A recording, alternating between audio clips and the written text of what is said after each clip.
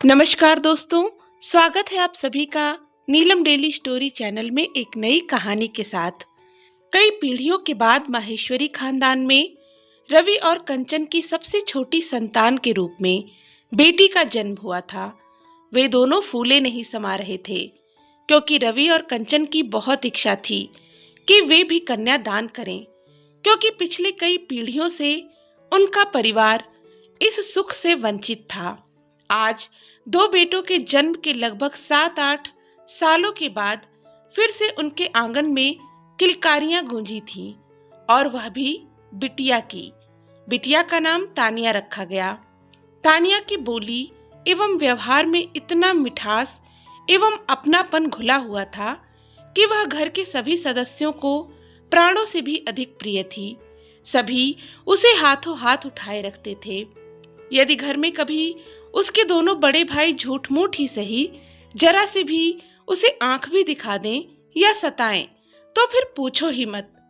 उसके दादा दादी और खासकर उसके प्यारे पापा तानिया के साथ तुरंत खड़े हो जाते। दोनों भाई उसकी चोटी खींचकर उसे प्यार से चिढ़ाते कि जब से तू आई है हमें तो कोई पूछने वाला ही नहीं। तानिया अपने नन्हे पंख फैलाए पूरे घर में ही नहीं, अड़ोस पड़ोस में भी तितली की तरह अपनी स्नेहिल मुस्कान बिखेरती उड़ती रहती थी। सबको सम्मान देना और हर एक जरूरतमंद की मदद करना उसका स्वभाव था।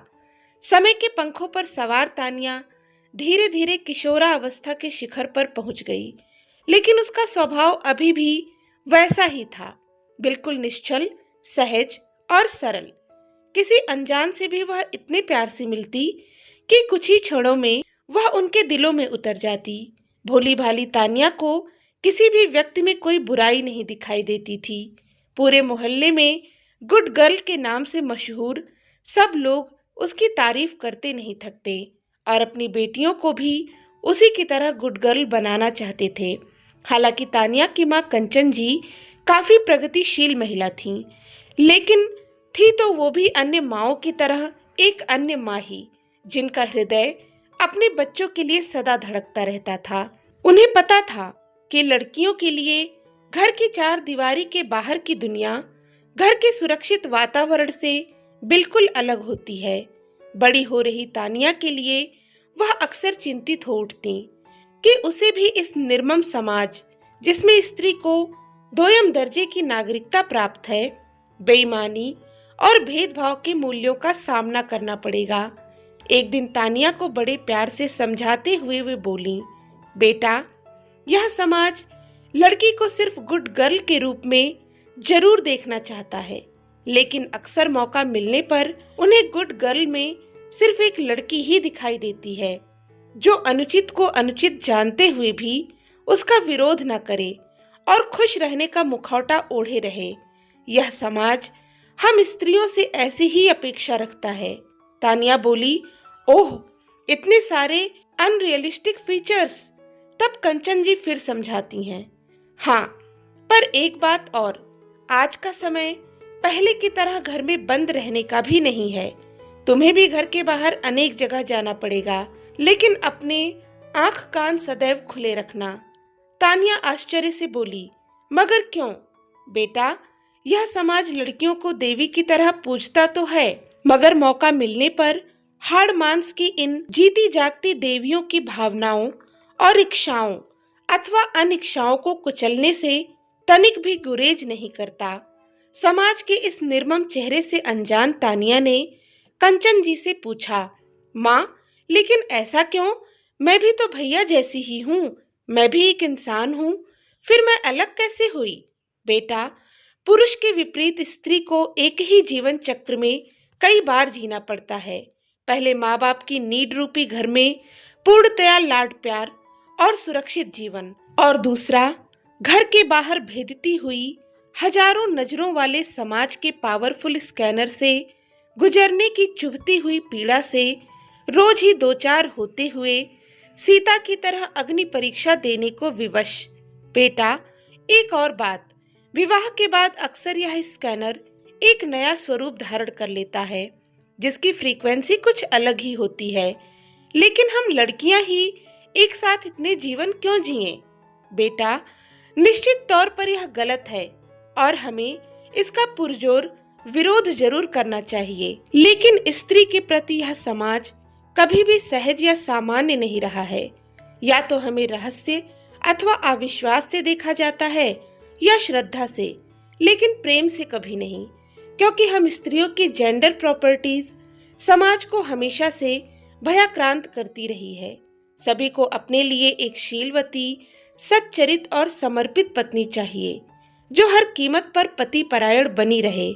लेकिन दूसरे की पत्नी में अधिकांश लोगों को एक इंसान नहीं बल्कि एक वस्तु ही दिखाई पड़ती है। लेकिन माँ, यह तो ठीक बात नहीं। ऐसा क्यों? बेटा, हम स्त्रियों के मामले में पुरुष हमेशा से ही यही सोचता आया है कि यदि कोई स्त्री किसी पुरुष के साथ जरा सा भी हंस बोल ले तो कुछ ना होते हुए भी वह इसे उसके प्रेम और शारीरिक समर्पण की सहमति मान लेता है। तो क्या मैं किसी के साथ हंस बोल भी नहीं सकती? नहीं बेटा, मेरे कहने का अभिप्राय यह बिल्कुल भी नहीं है। मैं तो सिर्फ तुम्हें आगाह करना चाहती हूँ कि समाज के ठेकेदारों ने हमारे चारों ओर नियम कानूनों का एक अजीब सा जाल फैला रखा है। लेकिन हमें भी अपने आप को कभी कमजोर या कमतर नहीं आंकना चाहिए, जबकि उन्हें यह एहसास करा देना चाहिए कि हम इस जाल को काट फेंकने का सामर्थ्य रखते हैं। माँ, यह हुई ना झांसी की रानी लक्ष्मीबाई वाली बात। अपनी फूल सी बिटिया को सीने से लगाती हुई कंचन जी बोली, बेटा, मैं तुम्हें डरा नहीं रही थी, बस समाज की सोच से तुम्हें परिचित करा रही थी ताकि तुम परिस्थितियों का मुकाबला कर सको। तुम वही करना जो तुम्हारा दिल कहे। तुम्हारे मम्मी पापा सदैव तुम्हारे साथ हैं और हमेशा रहेंगे। समय अपनी गति से पंख लगाकर उड़ता रहा और देखते ही देखते एक दिन छोटी सी तानिया विवाह योग्य हो गई। संयोग से रवि और कंचन जी को उसके लिए एक सुयोग्य वर ढूंढने में ज्यादा मेहनत नहीं करनी पड़ी। एक पारिवारिक शादी समारोह में दिनकर का परिवार भी आया हुआ था। तानिया की निश्चल हंसी और मासूमियत पर मोहित होकर दिनकर उसे वहीं अपना दिल दे बैठा। शादी की रस्मों के दौरान जब कभी तानिया और दिनकर की नजरें आपस में एक दूसरे से मिलती तो तानिया दिनकर को अपनी ओर एकटक देखता हुआ ही पाती। उसने भी मन ही मन दिनकर को अपने दिल में जगह दे दी। दिनकर की माँ को छोड़कर और किसी को इस रिश्ते पर कोई आपत्ति नहीं थी। दरअसल दिनकर की माँ शांता जी अपने दूर के रिश्ते की एक लड़की को अपनी बहू बनाना चाहती थीं, जो कनाडा में रहती थी और काफी संपन्न परिवार की थी। दूसरे, उन्हें तानिया का सबके साथ इतना खुलकर बातचीत करना पसंद नहीं था, लेकिन बेटे के प्यार के आगे उन्हें झुकना ही पड़ा। कुछ ही समय के अंदर तानिया और दिनकर विवाह के बंधन से बंध गए। सरल व्यवहार वाली तानिया ससुराल में भी सबके साथ खूब जी खोलकर बातें करती, हंसती और सबको हंसाती रहती। पति दिनकर बहुत अच्छा इंसान था। उसने तानिया को कभी यह महसूस नहीं होने दिया कि वह मायके में नहीं ससुराल में है। उसने तानिया को अपने ढंग से जिंदगी जीने की पूरी आजादी दी। दिनकर की माँ शांता जी कभी तानिया को टोकती तो वह उन्हें भी बड़े प्यार से समझाता। माँ, तुम अपनी बहू पर पूरा भरोसा रखो, वह इस घर का मान सम्मान कभी कम नहीं होने देगी। वह एक परफेक्ट गुड गर्ल ही नहीं, एक परफेक्ट बहू भी है। लेकिन कुछ ही दिनों में तानिया को यह एहसास हो गया कि उसके ससुराल में दो लोगों का ही सिक्का चलता है, पहला उसकी सास और दूसरा उसके नंदोई राजीव का। दरअसल उसके नंदोई राजीव काफी अमीर थे। जब तानिया के ससुर का बिजनेस खराब चल रहा था तो राजीव ने रुपए पैसे से उनकी काफी मदद की थी, इसलिए राजीव का घर में दबदबा था और उसकी सास तो अपने दामाद को जरूरत से ज्यादा सिर आंखों पर बैठाए रखती थी। राजीव का ससुराल में अक्सर आना जाना होता रहता था। अपने निश्चल स्वभाव के कारण तानिया राजीव के आने पर उसका यथोचित स्वागत सत्कार करती। जीजा सलहज का रिश्ता होने के कारण उनसे खूब बातचीत भी करती। लेकिन धीरे धीरे तानिया को महसूस हुआ कि राजीव जरूरत से ज्यादा उसके नजदीक आने की कोशिश कर रहा है। उसके सहज निश्चल व्यवहार को वह कुछ और ही समझ रहा है। पहले तो उसने संकेतों से उसे समझाने की कोशिश की, लेकिन जब उसकी बदतमीजियां मर्यादा की देहरी पार करने लगीं, तो उसने एक दिन दिनकर को हिम्मत करके सब कुछ बता दिया। दिनकर यह सुनकर आपे से बाहर हो गया।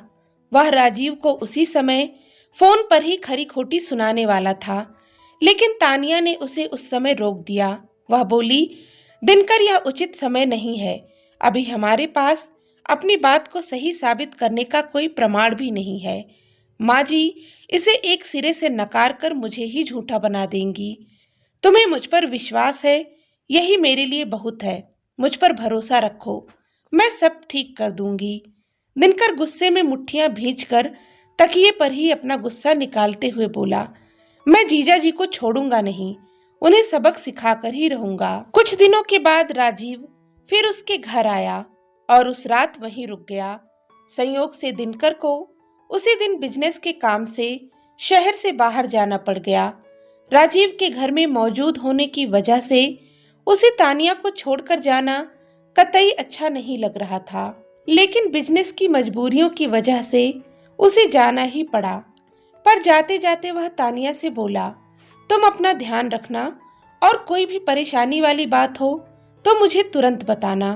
आप निश्चिंत रहिए, आपका प्यार और सपोर्ट मेरे लिए बहुत है। रात को डिनर करने के बाद सब लोग अपने अपने कमरों में चले गए। तानिया भी अपने कमरे का दरवाजा बंद करके बिस्तर पर चली गई। दिनकर के बिना खाली बिस्तर उसे बिल्कुल भी अच्छा नहीं लगता था। खासकर रात में उससे अलग रहना उसे बहुत खलता था। जब दिनकर सोते समय उसके बालों में उंगलियां फिराता तो उसके दिन भर की सारी थकान छूमंतर हो जाती। उसकी यादों में खोई कब आंख लग गई उसे पता ही नहीं चला। अचानक उसे दरवाजे पर खटखट की आवाज सुनाई पड़ी। पहले तो उसे लगा कि यह उसका वहम है, पर जब खटखट की आवाज कई बार उसके कानों में पड़ी तो उसे थोड़ा डर लगने लगा कि इतनी रात को उसके कमरे का दरवाजा कौन खटखटा सकता है, कहीं राजीव तो नहीं। फिर यह सोचकर कि हो सकता है कि माँ बाबूजी में से किसी की तबीयत खराब हो गई हो, उसने दरवाजा खोल दिया तो देखा सामने राजीव खड़ा मुस्कुरा रहा है। अरे जीजा जी, आप इतनी रात को इस वक्त यहाँ, क्या बात है? तानिया, तुम मुझे बहुत अच्छी लगती हो। I love you. I can do anything for you. यह आप क्या अनाप शनाप बके जा रहे हैं? अपने कमरे में जाइए। तानिया, आज चाहे जो कुछ भी हो जाए, मैं तुम्हें अपना बनाकर ही रहूंगा। इतना कहते हुए वह तानिया का हाथ पकड़कर उसे बेडरूम के अंदर ले जाने लगा कि तानिया ने एक जोरदार थप्पड़ राजीव के मुंह पर मारा और चिल्ला पड़ी, mister Rajiv, I am a good girl but not a mute and dumb girl. शर्म नहीं आती आपको ऐसी हरकत करते हुए? तानिया के इस चंडी रूप की कल्पना राजीव ने सपने में भी नहीं किया था। वह यह देखकर सहम उठा, पर स्थिति को संभालने की गरज से वह ढिढाई से बोला, बी कूल तानिया, मैं तो बस मजाक ही कर रहा था। जीजा जी, लड़कियां कोई मजाक की चीज नहीं होती हैं कि अपना टाइम पास करने के लिए उनसे मन बहला लिया। आपके लिए बेशक यह एक मजाक होगा, पर मेरे लिए यह इतनी छोटी बात नहीं है। मैं अभी माँ पापा को बुलाती हूँ। फिर अपनी पूरी ताकत लगाकर उसने अपने सास ससुर को आवाज लगाई, माँ पापा इधर आइए। रात में उसकी पुकार पूरे घर में गूंज पड़ी। उसकी चीख सुनकर उसके सास ससुर फौरन वहां आ गए। गहरी रात के समय अपने कमरे के दरवाजे पर डरी सहमी अपनी बहू तानिया और वहीं पास में नजरें चुराते अपने दामाद राजीव को देखकर वे दोनों भौंचक के रह गए। कुछ अनहोनी घटने के बाद तो उन दोनों को समझ में आ रही थी, लेकिन वास्तव में क्या हुआ यह अभी भी पहेली बनी हुई थी। तभी राजीव बेशर्मी से बोला, माँ, तानिया ने मुझे अपने कमरे में बुलाया था। नहीं माँ, यह झूठ है। मैं तो अपने कमरे में सो रही थी कि अचानक कुंडी खटकने पर दरवाजा खोला तो जीजाजी सामने खड़े थे और मुझे बेडरूम में जबरन अंदर ले जा रहे थे। नहीं माँ, यह झूठी है। इसने ही अभी वह अपना पूरा वाक्य पूरा भी नहीं कर पाया था कि अक्सर खामोश रहने वाले तानिया के ससुर प्रणव जी की आवाज गूंज उठी। राजीव, अब खामोश हो जाओ। तुमने क्या हम लोगों को मूर्ख समझ रखा है? माना हम तुम्हारे एहसानों के नीचे दबे हैं, लेकिन तुम्हारी नस नस से वाकिफ हैं। तुमने आज जैसी हरकत की है उसके लिए मैं तुम्हें कभी नहीं माफ करूंगा। तुमने मेरी बहू पर बुरी नजर डाली और अब उल्टा उसी पर लांछन लगा रहे हो। इतना कहकर तानिया के सिर पर प्यार से हाथ फेरते हुए बोले, बेटा, तुम्हारा बाप अभी जिंदा है। मैं तुम्हें कुछ नहीं होने दूंगा। मैं अभी पुलिस को बुलाकर इसे जेल भिजवाता हूँ। अपने पिता समान ससुर का स्नेहिल स्पर्श पाकर तानिया रो पड़ी, जैसे उसके अपने बाबूजी उसे फिर से मिल गए हों। फिर थोड़ा संयत होकर बोली, पापा, आपका आशीर्वाद और विश्वास मेरे लिए ही सब कुछ है। फिर थोड़ा संयत होकर बोली, पापा, आपका आशीर्वाद और विश्वास मेरे लिए सब कुछ है, लेकिन पुलिस को मत बुलाइए। जीजाजी को सुधरने का एक मौका हमें देना चाहिए। और फिर दीदी और बच्चों के बारे में सोचिए। इनके जेल जाने पर उन्हें कितना बुरा लगेगा। दिनकर के पिता प्रणव जी कुछ देर सोचते रहे, फिर बोले, बेटा, तुम्हारे माता पिता ने तुम्हारा नाम तानिया कुछ सोच समझकर ही रखा होगा। ये तुम जैसी बेटियां ही हैं जो अपना मान सम्मान कायम रखते हुए भी परिवार को सदा जोड़े रखती हैं। जब तक तुम्हारी जैसी बहू बेटियां हमारे समाज में हैं, हमारी संस्कृति जीवित रहेगी। फिर अपनी पत्नी से बोले, शांता, देखिए, ऐसी होती हैं हमारे देश की गुड गर्ल, जो न अपना सम्मान खोए, न घर की बात को देहरी से बाहर जाने दे। शांता जी के अंदर भी आज पहली बार तानिया के लिए कुछ गौरव महसूस हो रहा था। पति से मुखातिब होते हुए दामाद राजीव के विरुद्ध वे पहली बार बोली, आप ठीक कह रहे हैं। घर की इज्जत बहू बेटियों से ही होती है। पता नहीं एक स्त्री होने के बावजूद मेरी आंखें यह सब क्यों नहीं देख पाईं। फिर तानिया से बोली, बेटा, मुझे माफ कर देना। राजीव, तुम अब यहाँ से चले जाओ। मैं तुम्हारा पाई पाई चुका दूंगा, पर अपने घर की इज्जत पर कभी भी हल्की सी आंच भी नहीं आने दूंगा। तानिया हमारी बहू ही नहीं, हमारी बेटी भी है, और सबसे बढ़कर इस घर का सम्मान है। प्रणव जी बोल पड़े। सास ससुर का स्नेहिल आशीर्वाद पाकर आज तानिया को उसका ससुराल उसे सचमुच अपना घर लग रहा था, बिल्कुल अपना, जिसके द्वार पर एक सुहानी भोर मीठी दस्तक दे रही थी। तो दोस्तों, आज की यह कहानी आपको कैसी लगी? अपने विचार हमें कमेंट करके जरूर बताएं। कहानी पसंद आई हो तो इसे लाइक करें, शेयर करें और चैनल को भी सब्सक्राइब करें। धन्यवाद।